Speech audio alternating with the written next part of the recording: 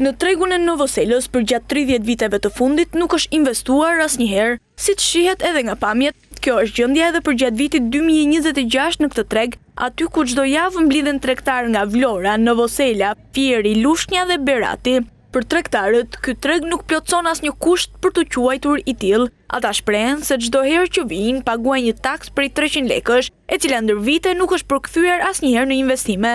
Ndërkohë që detyrohen të shesin mes Baltës dhe Pluhurit, në një vend ku thonë se për shkak të kushteve kanë gjithmonë më pak klient. Atje është Baltë dhe këtu paguajmë 3000 lekë biletën edhe një rrugë zhavorë sjellin. Po gjithmonë s'kan marrë masë, ata lekë na i marrin nga Fieri, unë tregtoj pula. Ja. Do të kesh siç e ka Fieri. Ke parë tregun e Fierit supermodel? Kam 30 vjet unë. Kurrni ndonjëherë burr. Sa?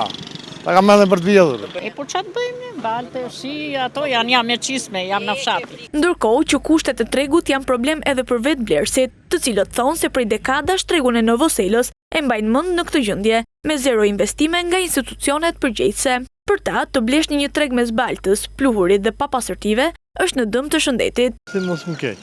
Kushtet janë në ja, shikoj. Si mos më keq.